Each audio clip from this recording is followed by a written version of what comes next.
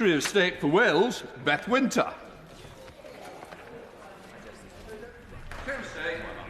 Thank you very much, Mr. Speaker. I will answer questions 1 to 8 and 12 together with your permission. The Chancellor announced a £9.1 billion energy bills rebate last week. This includes a £200 energy bill discount for households across the UK, including Wales, as well as an additional £175 million to Welsh Government. Beth. Thank you, Mr. Speaker. On Monday, this Conservative government imposed a real terms cut to social security benefits and pensions of approximately 4%. This is on top of the hike in national insurance contributions, the rise in the energy price cap and cuts to universal credit and working tax credits, which the Bevan Foundation in Wales have estimated will take approximately £286 million out of the Welsh economy.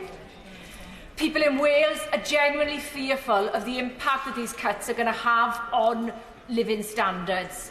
So I ask the Secretary of State, how can you justify voting for these measures that are only going to exacerbate existing poverty but drive more and more people into hardship and poverty?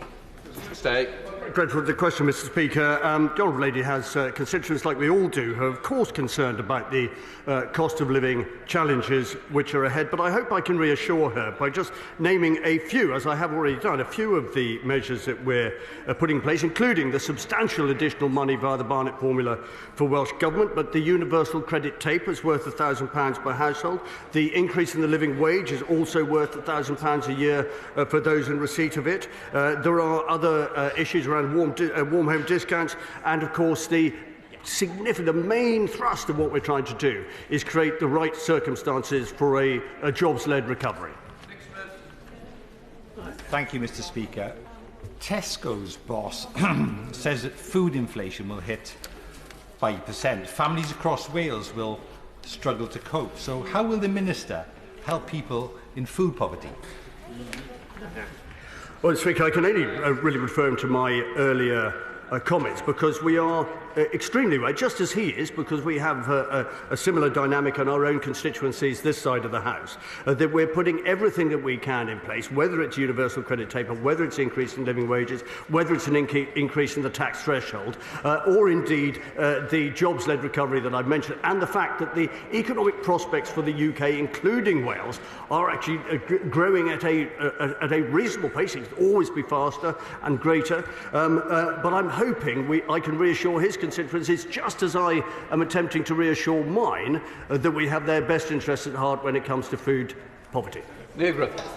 Thank you very much, Mr. Speaker. Well, people do understand the need to provide more money for health and social care, but Welsh businesses and workers who now face rampant inflation, bringing escalating costs and reduced consumer spending power, are angry that the UK government is hitting them with the national insurance rise, whilst the Chancellor has simply written off billions. So what talks has the Secretary of State had with Cabinet colleagues about implementing concerted efforts to recover £5 billion of taxpayers' money taken fraudulently by criminals in COVID support, and engaging with companies who were vastly overpaid by the UK government for PPE contracts, about recognising their corporate social responsibility and returning excess profits, rather than hitting workers and businesses across Wales with this national insurance? Well, the Honourable Lady raised an important point about fraud. All I can tell her is that the Treasury is a world leader in tracking down and eliminating and reducing the risk of fraud. And I think she should give them some credit for the remarkable work that they've already done in that respect. Thank you. My 80-year-old constituent has contacted me to say he and his 78-year-old wife currently pay £68 a month on energy bills now. They just about manage, but they've been told that that's going to go up to nearly £3,000 for the year. Meanwhile, BP have announced their highest profits in years. The government's answer is to hand out loans, while Labour has a plan to make energy companies pay. My constituent is worried and angry. He wrote to me asking me to shout and scream at you. I don't think that will work. But what does the Minister expect me to say to him?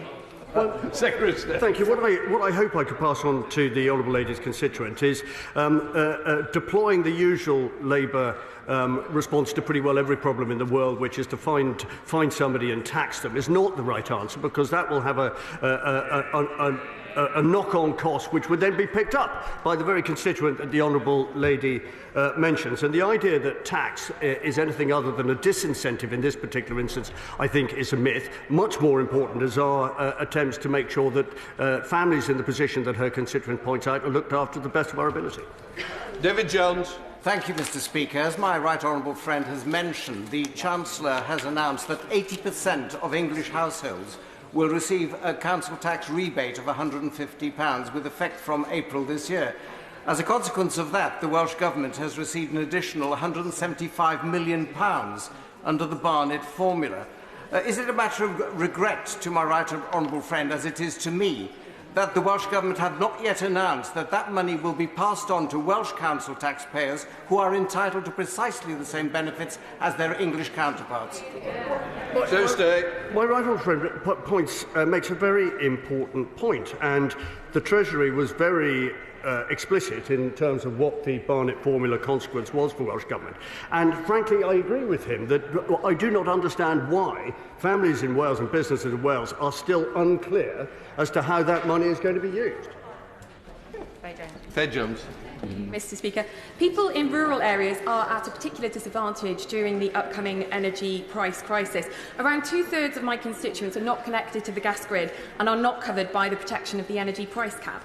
So does my right honourable friend agree with me that as rural areas are going to be experiencing particular hardship, the Welsh Government has a responsibility to act fast to get the £175 million it has just received out the door as quickly as possible? So stay. Absolutely. I refer to my earlier answer. That is absolutely critical. We probably have a higher proportion of people in the position that my honourable friend points out than almost anywhere else in the UK. So this is urgent, and I really urge colleagues opposite to put as much pressure they can on their colleagues in Cardiff to make this happen. Simon Bench. Thank you, Mr. Speaker. Will my right honourable friend join me in welcoming the increase to an extension of the Warm Homes discount, which will shield the most vulnerable across the UK from the impact of inflation? I certainly will, Mr. Speaker, and I do think there's a contrast here which is worth highlighting, that our solutions to these problems are to provide direct and positive interventions for families across Wales, rather than sort of default to the lazy position of let's find an energy producer and tax them, as if that would resolve the problem. Shall the Secretary of State, Joe Stevens. Thank you, Mr. Speaker. It's not just record inflation that's hitting Welsh households hard. Rents in Wales have increased by nearly 10% in the last year, the third highest rate in the United Kingdom, outside London and Northern Ireland. And when it comes to paying bills, his colleague, the Culture Secretary, thinks that a monthly saving of 87 pence over 2 years on the BBC licence fee is, and I quote, one of the few direct levers we have in our control as government. Is that really the extent of his government's ambition to help people in Wales cope with a Conservative cost of living crisis? So stay. Mr. Speaker, I'm grateful, I think, for the Honourable Lady's question, but it seems to overlook the numerous examples that I've already given this morning. I've got an even longer list in front of me about the way in which UK government has stepped in, particularly during COVID, to help 475,000 to help protect 470,000 jobs, 60,000 Welsh businesses, dished out £2.4 billion worth of business loans, increased the living wage, adapted the universal credit taper, and I could go on if only the Speaker would allow me. So I think the Honourable Lady needs to just reflect on the the long list of positive things for which her party has contributed almost nothing by way of assistance. Stevens. Well, people across Wales are facing the biggest drop in living standards in 30 years under his watch. Inflation at a 10-year high and rising, national insurance levels increasing by more than 10%, another Tory broken manifesto promise, energy bills up 54%, rents in Wales up 10%, and Wales is bearing the brunt of the incompetence and the chaos, not just at number 10, but number 11 as well. And the Secretary of State is sitting around the Cabinet table just letting it all happen, isn't he? Stay. No, the Honourable Lady seems to have forgotten that there has been something called a pandemic in the last 2 years, which has had a significant effect on the global economy. She also seems to forget that her own party is responsible for a number of the standard of living issues in Wales, and yet we will never hear a squeak, not so much as a squeak of criticism about Welsh Labour's performance in Cardiff. So I just urge her to again reflect, perhaps through Hansard tomorrow, at the comments that I made and the numerous ways which we have intervened in some of these economic challenges, and the result of which has been that there are now more people on the public payroll, than there were before the pandemic began, and that the UK economy is the fastest growing in the G7. Perhaps she should reflect on those facts before raising the issues that she has. Thank you, Mr. Speaker. Can my right honourable friend confirm that the lowest paid in Wales will benefit from our increase in the national living wage, protecting them from the impact of rising inflation? I certainly can, Mr. Speaker, and it's also worth, in answering that question, to reflect on the fact that the Labour solution to all of this around VAT, which is an interesting recognition actually of a Brexit dividend, would not have that effect. And the Treasury analysis of this is that the Labour proposal would unduly hit families who our proposals hopefully are designed to help. Bentley. Three, sir. Minister. Mr. Speaker, there will be a full evaluation of the fund's impact on the provision of public service broadcasting for young people, including Welsh language content. But the Government is committed to Welsh language broadcasting. S4C will be receiving £88.8 million a year for the first 2 years of the licence fee settlement, rising in line with inflation thereafter. Bentley. Diolch, Mr. Speaker. The fund's 5% target for content in the indigenous languages has been invaluable to producers of Welsh language children programmes such as Bex, an upcoming drama series about children's mental health, and of course the production of new episodes of Sally Mally. Now, Mike Young, the producer of Sam Tan and the creator of Super Ted, has previously stated that these much-loved favourites would not have been made without state support. So would the Minister agree to meet with me to discuss the impact of the fund's closure and also ways that we can secure the future of original children's content in the Welsh language? Minister. Mr. Speaker, just a question. Of course, I'd be delighted to meet with the honourable gentleman to discuss this issue, and I would approach it with an open mind. I can perhaps remind the honourable gentleman it was a Conservative government which established S4C. It was also a Conservative government which set up the Welsh Language Act. And the honourable gentleman may also know it was a Conservative chairman of the Welsh Affairs Select Committee who allowed Welsh to be spoken for the first time in Select Committee hearings. Modesty prevents me from saying any more on that, but I can assure the honourable gentleman that we will always want to support the Welsh language. Mr. Speaker. Mr. Speaker, the Secretary of State recently met with the Culture Secretary to discuss the delivery of UK Government's £5 billion project Gigabit, which will deliver gigabit connections to the hardest 20% of the United Kingdom. Up to 234 homes and businesses in Wales will benefit from this investment. Jonathan Edwards. Mr. Speaker. According to the House of Commons Library, 17.4% of lines in my constituency receive less than 10 megabits per second, one of the worst records in the British state. And it's clear, therefore, that the UK Government and Welsh Government broadband strategies have failed large parts of Carmarthenshire. Will the Wales Office emphasise that Mission 4 of the Levelling Up white paper published last week prioritises those areas that have been neglected so far? He lives in one. Minister. Well, Mr. Speaker, those figures are concerning, and I agree that that connectivity does need to become a priority. But the statistics will also show that the number of homes connected to fast broadband in Wales has risen from just 11% in 2019 to 47% in 2022. And that number continues to rise, and later this week, in fact tomorrow, I shall be visiting the Swansea Bay growth deal to look at a project which will further increase connectivity in Wales. McCartney. Diolch, Speaker. Following on from my honourable friend who asked a question regarding speeds and infrastructure in Wales, my honourable friend may be aware that back in the 80s and 90s I travelled quite quickly with my fellow students to take them to the train station from Lampeter to Aberystwyth. Could my honourable friend provide an update potentially for the likelihood of bringing back the train line between Carmarthen, Lampeter and Aberystwyth, especially in the 200th anniversary of the setting up of the St David's University College in Lampeter? Minister. Well, Mr. Speaker, that is an exciting and interesting suggestion, and I think it's one of a number which are going to be being looked at. But obviously what I'm doing with the Secretary of State and the Secretary of State for Transport is looking at the projects which are already underway, such as the improvements to the North Wales coastline and to the South Wales relief line. I think he was trying to say it was the improvement to broadband if the train line was reopened. That's the only way it can be connected. Right. Can I now go to Shadow Minister Gerald Jones?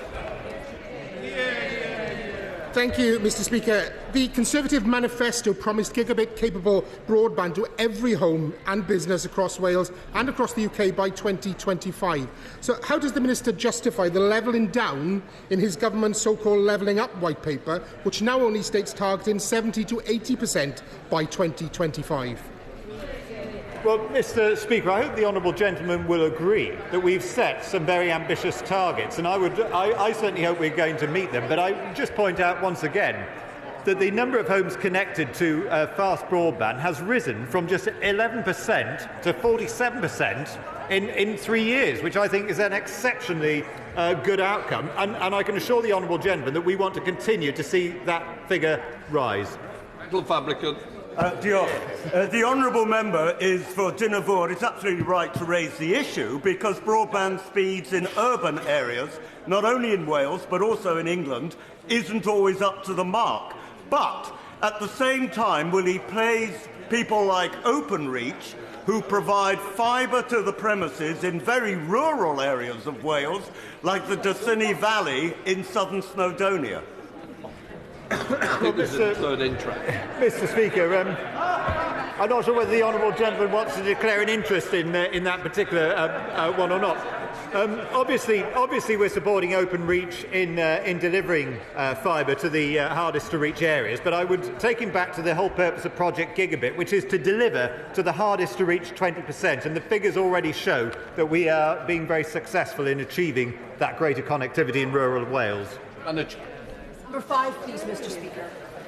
Thank you, Mr. Speaker. With your permission, I'll answer questions 5, 6 and 9 together. There is no public appetite at all in Wales to devolve the Crown Estate, which would serve merely to fragment the market and delay the further development of key projects. The Scottish Government has awarded 25 gigawatts of offshore wind development rights through Crown Estate Scotland to 17 projects, and that's put Scotland at the forefront of global offshore wind development.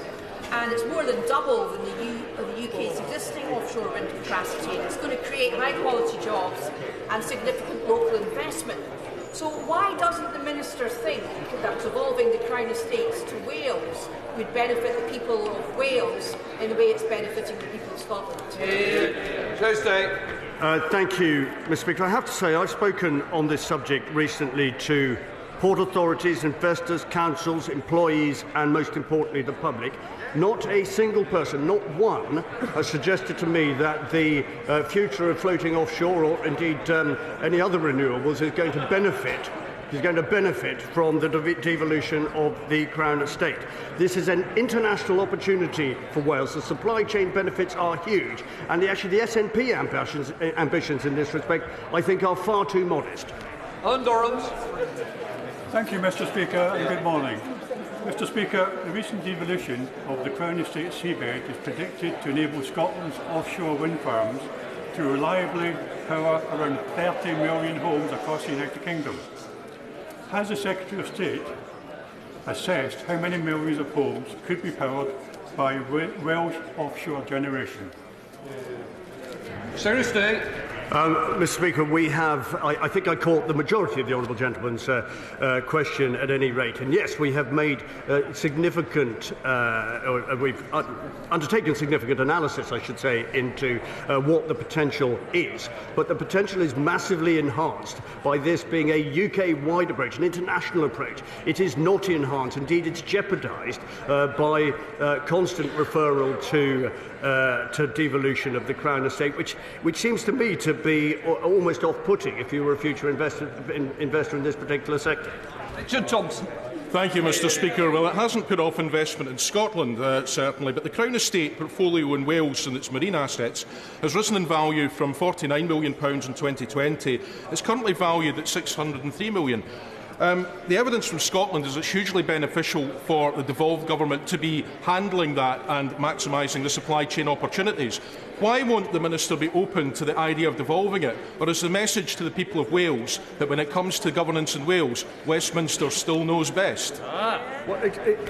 Absolutely not. As I made clear earlier on, where I take my advice, where I listen the most intently, is to the views of port authorities, the views of councils, the views of investors, the views of employees, the views of the public. That's what really matters to me. This is about job creation and sustaining jobs. It isn't about looking at every single issue through the prism of independence and through the prism of what works for the Scottish Government. This is about making this work for the people of Wales, and that's what's important to us. Stephen Crabb. Mr. Speaker, devolution of the Crown Estate is a total red herring, and it's so typical of nationalists to turn every issue into an anti-United Kingdom process row. But would my right honourable friend agree with me that floating offshore wind does represent a hugely important opportunity for Wales, particularly for the port of Milford Haven in my constituency, which he shares in his constituency? And will he assure the House that he and his colleagues in Bays are doing everything to ensure that Wales and Pembrokeshire benefit from the opportunities of renewable marine energy? My right honourable friend is right, and I met last week the Crown Estates to have exactly this conversation, and I have to say it was an exciting, interesting, innovative conversation about all of the possibilities that he mentions and which exist across the whole of the UK, but particularly in the Celtic Sea. And I just repeat what I said earlier. The emphasis and the impetus behind this is from investors and from members of the public and from port authorities. It isn't, as I say, from nationalists who just wish to look at everything through the prism of their own power base. Thank you, Mr. Speaker. The Secretary of State has just said that there was no public interest or appetite at all. Not one person was saying that devolving the Crown Estates was a good idea.